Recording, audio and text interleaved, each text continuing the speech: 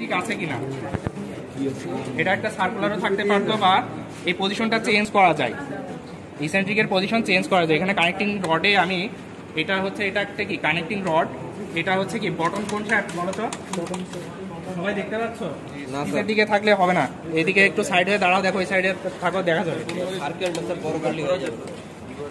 দুইবারে হলে আরো সময়ের দরকার আর কি, কারণ অনেক বড় সেটা। হ্যাঁ হইলে তো ভালোই হয়, আমি সেটা নিজেও বুঝি। সবচেয়ে ল্যাবের মানে লোকজন যখন 15 জন থাকে তখন লার্নিংটাও ভালো হয়। আচ্ছা তারপরে আমাদের দেখতে পাই, আমরা একটু আরেকটু সরে দাঁড়াই, পিছের দিকে সরে দাঁড়ালে সবাই হয়তো একটু দেখতে পাবো। এটা আমাদের কি কোথা থেকে আসছে বলতো?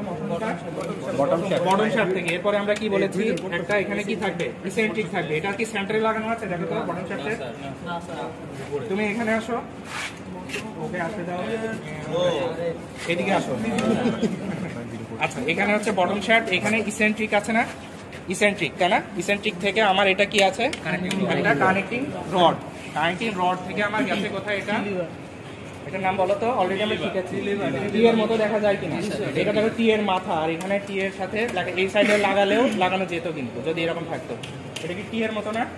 টি লিভার। টি লিভারটা আমরা বললাম কি রেসিপ্রোকেট মুভমেন্ট করতেছে তাই নয় কি? এর মাথাটা, এর মাথার সাথে দেখো দুই দিকে যেটা ইয়ে আছে, দেখো টি লিভারের সাথে একটা কানেক্টেড হচ্ছে ইয়ে আছে, এইটা হচ্ছে গিয়ে তোমার সেই আমাদের নাইফ। দেখো এইটা একটা নাইফ, আর এখানে আরেকটা নাইফ আছে, দেখো দুইটা নাইফ দেখা যাচ্ছে কিনা, এই যে দেখো এই যে এটা আপার নাইফ, হ্যাঁ এইটা নাইফ, এই যে এটা নাইফ, হ্যাঁ এটা একটা নাইফ, ইমিডিয়েট নিচে আরেকটা, হ্যাঁ এই ইমিডিয়েট নিচে হচ্ছে গিয়ে এই বরাবর আরেকটা নিচে কি আছে, আরেকটা নাইফ। তার মানে এ যখন হচ্ছে ফরওয়ার্ড হচ্ছে, এই নাইফটা কি হচ্ছে তখন ব্যাকওয়ার্ড হচ্ছে, পিছে যাচ্ছে।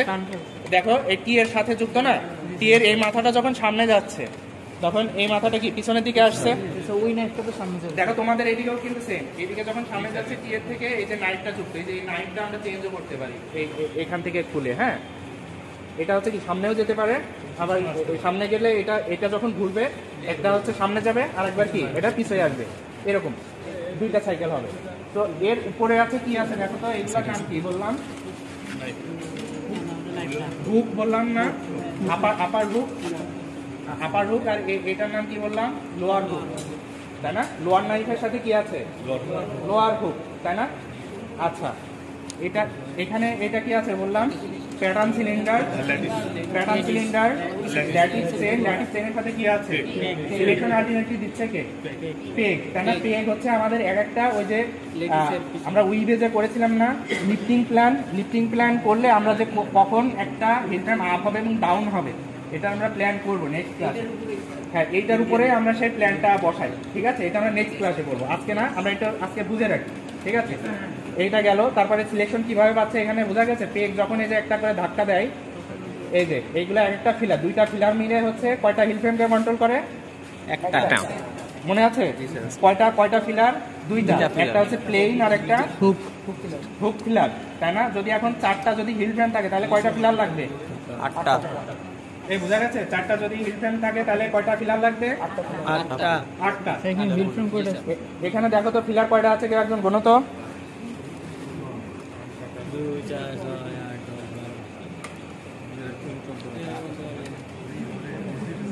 বলতে পারছো? 32টা হলে তাহলে কয়টা হিল ফ্রেম বসানো যাবে, 16টা তাই না? এখন আমার হিল ফ্রেম ধরো দরকার হচ্ছে 20টা, তাহলে কয়টা লাগবে, 40টা। তাহলে স্পেস কি ছোট লাগবে না আরো বড় লাগবে? এখন 30টা যদি লাগে তাহলে কি করা লাগবে, আরো বড় লাগবে। মেকানিক্যালি এটা প্রবলেম বাড়বে না কমবে বলো? তাহলে টপিক সিলেকশন থেকে কখন বের হয়ে যাবো বুঝতে পারতেছি কিনা? হ্যাঁ কখন বের হয়ে যাবো বলো দেখি? হ্যাঁ ডিজাইন যখন অনেক বড় হয়ে যাবে কমপ্লেক্সিটি কি আমার বেড়ে যাবে, লোন স্পিডও কমবে, এখানে কমপ্লেক্সিটিও বাড়বে, মেশিনের ইফিসিয়েন্সিও কমবে, ঠিক আছে? এটা হচ্ছে একদিন দেখাবো না, এটা এখন না, এখন আপাতত বুঝে রাখো, ঠিক আছে? যেভাবে বুঝেছি বুঝো।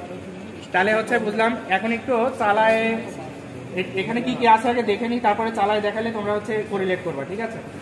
এরপরে দেখা হলো গিয়ে এটার নাম কি বললাম, নিডল তাই না? নিডল হচ্ছে কার সাথে যুক্ত, প্লেন ফিলারের মাথার উপরে না, আমরা ওখান থেকে দেখে আসছি। তার মাথার উপরে প্লেন ফ্ল্যাট। প্লেন ফ্ল্যাট দেখতে হলে এই যে এখানে তোমার চোখ দিয়ে দেখতে হবে, এই যে নিচ দিয়ে দেখতে হবে সুন্দর করে কোনটা প্লেন আর কোনটা হুক, দুইটা পথ করা আছে। হ্যাঁ, একটা সিকোয়েন্সে একটা হুক একটা প্লেন, একটা হুক একটা প্লেন সিকোয়েন্সে আছে, তাই না? বুঝতে পেরেছি?